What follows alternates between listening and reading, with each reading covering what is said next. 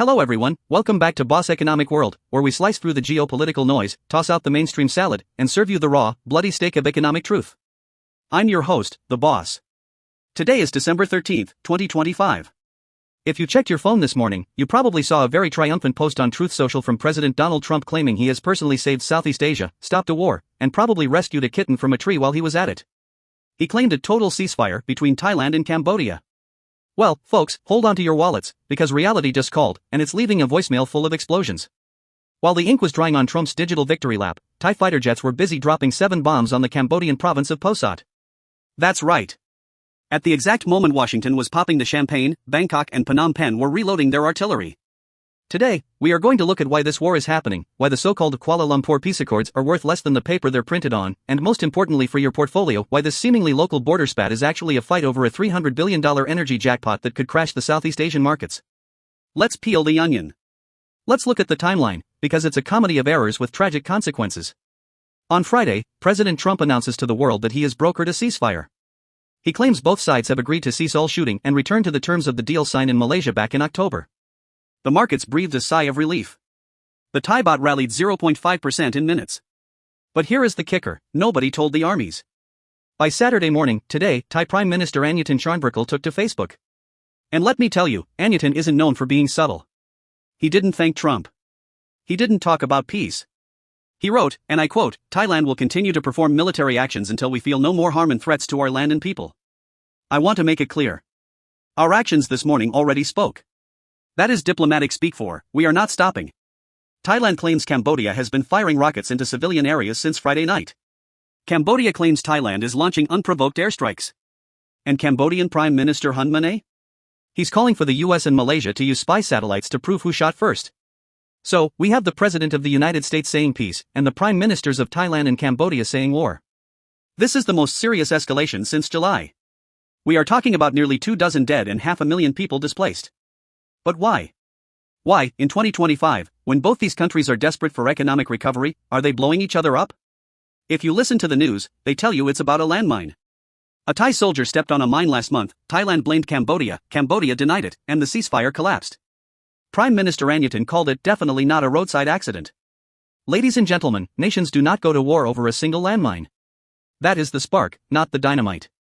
To understand the dynamite, we have to follow the money. Here is the truth the mainstream media glosses over. This isn't just about land borders or the Priya Vihir temple. That's old news. That's emotional bait for the voters. The real war is happening in the Gulf of Thailand. For decades, Thailand and Cambodia have been staring at a 26,000 square kilometer patch of ocean known as the Overlapping Claims Area. Underneath that water lies an estimated 11 trillion cubic feet of natural gas and huge oil deposits. We are talking about an asset value estimated at $300 billion. Let's look at the economic context of 2025. 1. Thailand's energy cliff. Thailand's main gas fields in the Gulf are running dry. Their reserves are depleting faster than a tech stock in a bear market. Within 5 years, Thailand faces a massive energy deficit. They need that OCA gas to keep the lights on in Bangkok and to power the Eastern Economic Corridor. 2. Cambodia's graduation. Cambodia is graduating from least developed country status. They need cheap energy to fuel their industrialization. They are tired of buying expensive electricity from Vietnam and Thailand. In October, the Kuala Lumpur peace accords that Trump oversaw were supposed to create a framework for joint exploration of this gas. It was supposed to be a 50-50 split.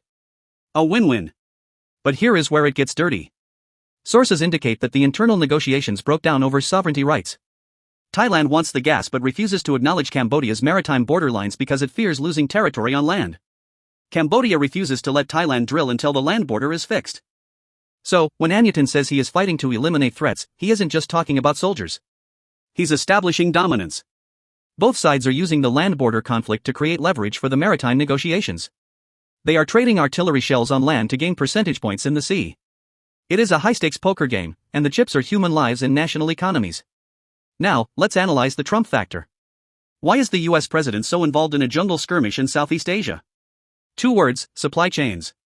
Since the great decoupling from China accelerated in 2024, Thailand and Cambodia have become vital hubs for US manufacturing.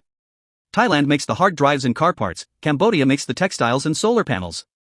When fighting broke out in July, Trump threatened to halt trade talks. That was a massive threat. The US is the top export market for both countries. He forced them to the table in Malaysia. But Trump's style is transactional. He likes a signed paper and a photo op. He got the Kuala Lumpur Accord in October, declared victory, and moved on. But deep-seated historical grievances don't vanish because of a signature. By declaring a ceasefire that didn't exist yesterday, Trump has embarrassed himself diplomatically. But more dangerously, he has backed himself into a corner. If he wants to stop the fighting now, he can't just tweet. He has to punish them. This brings us to the tariff risk. If this war continues, Trump will likely impose punitive tariffs on Thai electronics and Cambodian garments. He has already hinted at it. For Thailand, their economy is currently growing at a sluggish 2.3%. A 10 to 15% tariff on their exports to the US would send them into a recession. For Cambodia, their textile industry employs nearly 1 million people.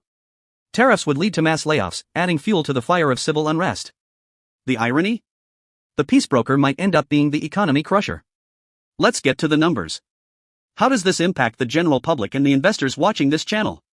1. The tourism collapse. Thailand and Cambodia are Siamese twins when it comes to tourism. They market themselves as a package deal, kingdom to kingdom. In 2025, Thailand was targeting 40 million tourists. Cambodia wanted 8 million. This conflict has already wiped out the high season. Chinese and European tour groups are canceling en masse. You can't sell a tropical paradise package when CNN is showing fighter jets dropping bombs on Pursat. We estimate a loss of $12 billion in combined tourism revenue for Q4 2025 and Q1 2026. That is a massive hole in the current account balance. 2. The currency war. Look at the Thai baht. It opened this morning at 36.5 to the USD. As news of the bombing spread, it slipped to 37.2. Investors hate uncertainty. Foreign capital is fleeing the stock exchange of Thailand.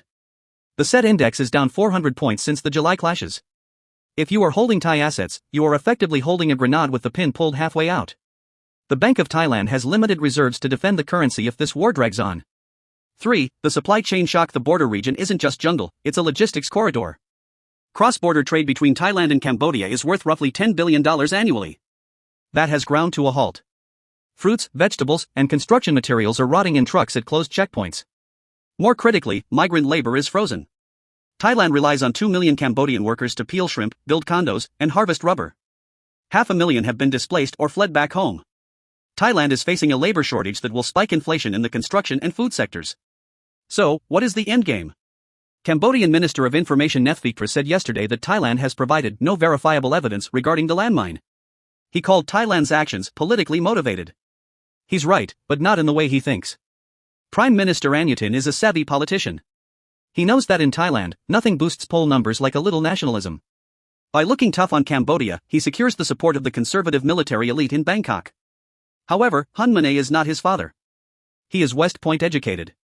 He understands modern warfare and PR. By asking for US satellite verification, he is calling Trump's bluff. He knows the satellite images probably show ambiguity, but the act of asking makes him look like the rational actor. Here is my prediction. 1. The fighting will get worse before it gets better. The dry season has just begun. Tanks move easily in the dry season. Both sides want to seize tactical ground before the monsoon returns in May 2026. Expect the Pursat front to expand. 2. Trump will pivot to sanctions. Since his deal failed, Trump will lash out. Expect targeted sanctions on Thai military leaders or Cambodian business tycoons within the next 2 weeks. This will spook the markets further. 3. Vietnam is the winner. In economics, capital flows like water, it seeks the path of least resistance. With Thailand and Cambodia burning, foreign direct investment meant for the Mekong subregion will divert to Vietnam. If you are looking for a hedge, look at the Ho Chi Minh Stock Exchange. To wrap this up, let's look at the big picture. We have a US president trying to run geopolitics via social media, a Thai prime minister using artillery to distract from an energy crisis, and a Cambodian prime minister trying to modernize a country while strapped to a powder keg. The tragedy of the Kuala Lumpur peace accords is that they tried to put a bandage on a tumor. You cannot fix a fight over $300 billion in oil and gas with a handshake and a photo op. For the investors out there, stay away from Thai tourism stocks and construction firms. Keep an eye on global oil prices. Instability in key transit routes always adds a risk premium. And watch the US State Department. If they issue a do not travel advisory, it's game over for the bot. Anutin said, "Our actions this morning already spoke." Indeed, they did. They shouted that in 2025, the world is more volatile, more fractured, and more dangerous than the politicians in suits want you to believe. Trump says ceasefire. The bombs say no. I'm the boss. I analyze the truth, you make the money. See you in the next episode.